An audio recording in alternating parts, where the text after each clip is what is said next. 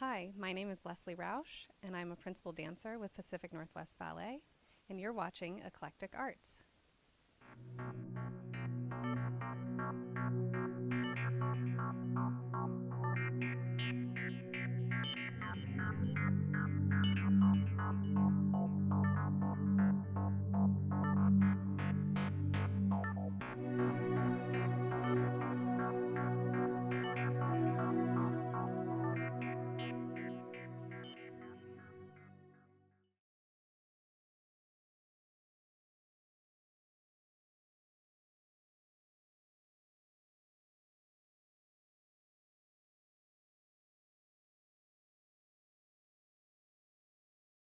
So I grew up in Columbus, Ohio, and I danced with a few small ballet schools there, starting at the age of 3. And then I moved when I was 13 to the Columbus Youth Ballet under the training of Shirley Wu. And I trained there, and I did a couple summer courses at the School of American Ballet. And then I came to Pacific Northwest Ballet when I was 15 in the summer and did 3 summer courses here, and then I stayed for the year-round program when I was 17. And so I did 2 years in the school at PNB as a professional division student, and then I joined the company in 2001. I was promoted to soloist in 2007 and to principal in 2011.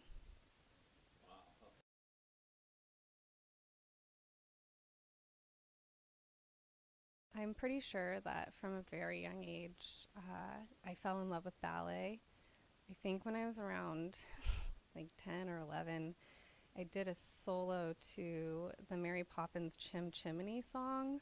And it was a recital piece at the end of the year in a really small ballet school. And we all had my favorite color is purple, and we had these lavender frilly dresses on, and we all had brooms, and we were sweeping around. But I got to start the piece. So I was all by myself on the stage, sweeping around with this broom at the age of 10. And I just had this aha moment like, oh, yeah, this is it. This is what I want to do. And then when I became more and more serious about ballet, I was fortunate enough to feel the support of teachers at the different places that I was dancing, that it was a possibility for me to have a career in ballet. And I really just never looked back. I was very lucky to have a lot of support from my parents and my family to pursue my dream as a dancer. So.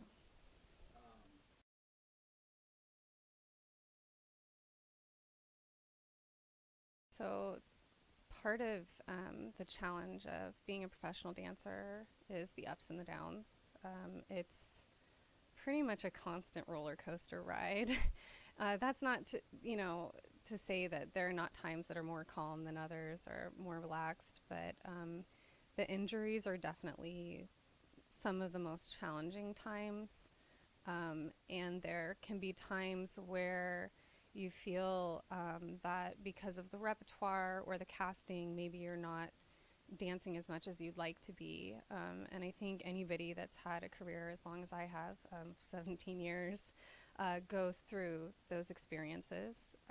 They're always challenging, but kind of coming out the other side helps you to realize that every opportunity that you get is a moment to be grateful and to enjoy what you're doing when you're doing it, because you never know what can happen.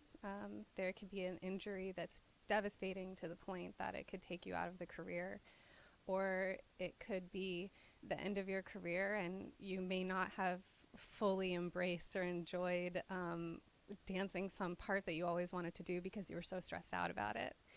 So I find now that I'm in the latter part of my career, just trying to enjoy everything that I'm doing as much as possible while I'm doing it has been something that really helps me to stay focused and kind of just, I don't know, enjoy what I can while I can, because this is a career that does not last very long and it's really hard.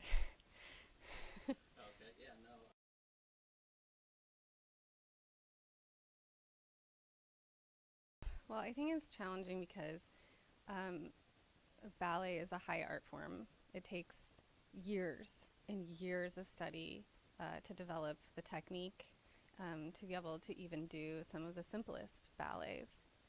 And I think that maybe there's a lack of understanding of how much time and effort and years of study go into those things. I think maybe there's a little bit of a myth of neuroticism or diva mentality or even eating disorders when it comes to dancers. And I'm not saying that those things don't exist because they do. But I would say when I look around at the dancers that I work with, people are just really dedicated, really hard workers. The level of athleticism required in dance has changed over the years. So you see people working really hard to maintain more of an athletic form, whereas maybe in the past ballet has been more of this waif type look. I think the dancers are a bit more athletic now, and the training methods have developed just a bit, still a bit antiquated compared to some of the things that they're doing with science and progressive training in other sports. But you see a little bit of that coming into play more and more in the dancers. Yeah. Yeah.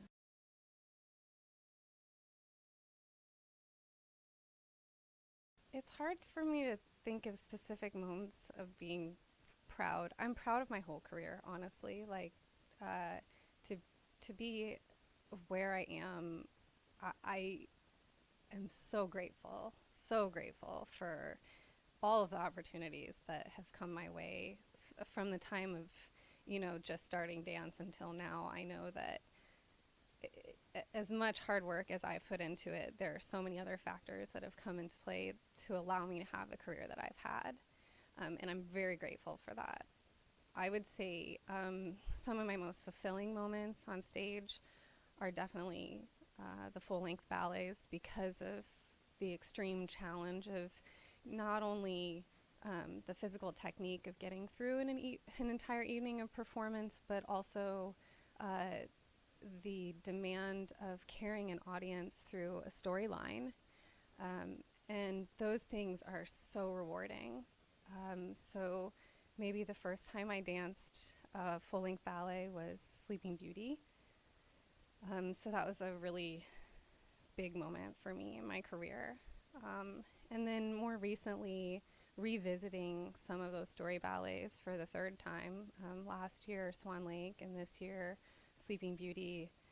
They've been extremely rewarding experiences and super fulfilling for me. Yeah.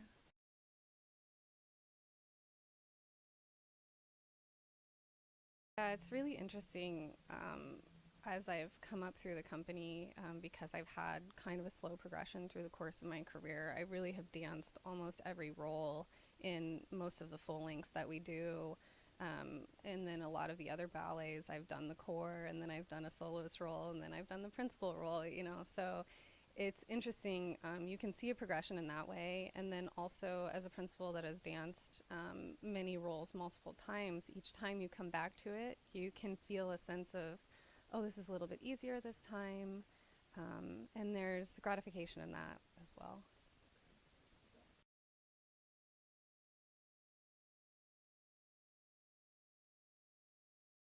I think the future of ballet, it can be so many things. This company is doing more and more contemporary work. The athleticism required for the more contemporary pieces is pretty extreme compared to what was going on maybe 50 years ago. And even in the classics, the technique keeps progressing, more pirouettes, more jumps, stronger, cleaner, better lines, and all these things keep progressing. So I expect to see some of those trends continue, as well as probably people continuing to develop new and interesting things that we haven't yet seen.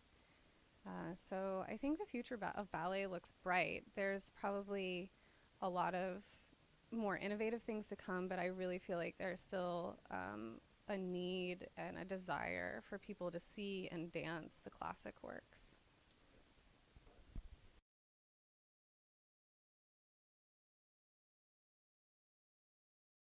So I think the motivation and inspiration for dancing for me has changed and morphed over the years. You know, when I was young, I just wanted to get a job. Once I got a job, I was like, I want to dance a lot. And, you know, once I was dancing a lot, I want to be a soloist. And then I want to be a principal. And then I want to dance opening night. And you have all of these pushes and desires to keep trying to push yourself to achieve more. But that's sort of the nature of ballet in general, that there's almost no such thing as perfection. Every performance that you do, no matter how great it is, there's always some details here and there that you wish maybe had been better, or you could see later on that could have had improvement. And I think that's the thing that ultimately keeps all of us continuing to drive forward on a personal level, to just continue to do better, to do more. And I think now, later in my career, because the technical elements have become a bit more comfortable, the artistry is what really inspires me the most. Finding new ways to express things, and really, for me, dancing from, you know, my soul. And that's been such an incredible thing, and I'm so grateful for it.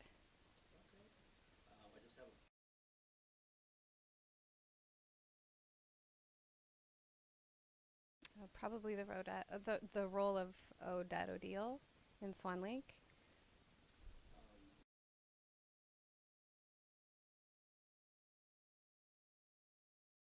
Be kind to yourself and be patient, because it's not easy.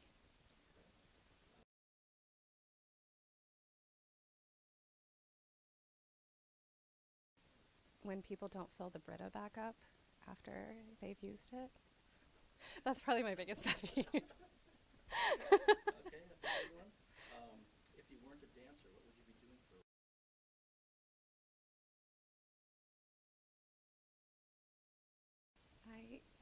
I don't know. When I was younger, I had all these different ideas of things that I wanted to do.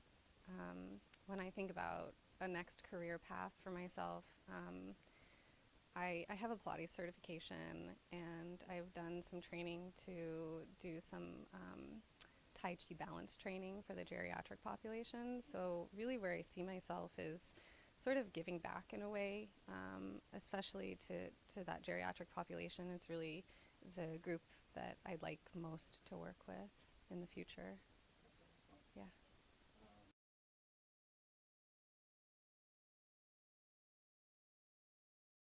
The Beatles, for sure. Do you have?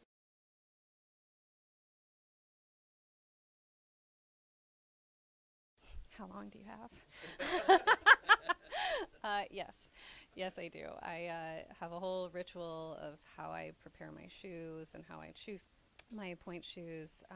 And depending on the role, if it's a full length, it's a very lengthy, extensive process. I'm specific about the things that I eat. I try to have a little bit of downtime before I go back to the theater, and then I have a whole regime of things that I go through once I get there before the show starts.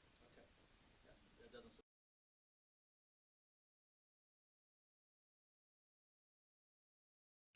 Oh, definitely Hawaii.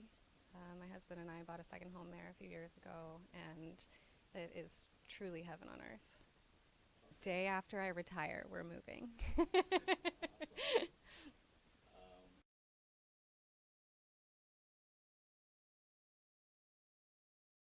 Awesome. Both. Okay. Yeah. Dogs or cats?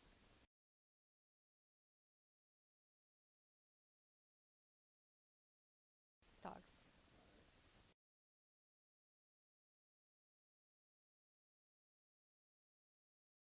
The weather being so hot. Summer. 100% summer. All right. Awesome. Isn't that the only season? That and rain. Yeah.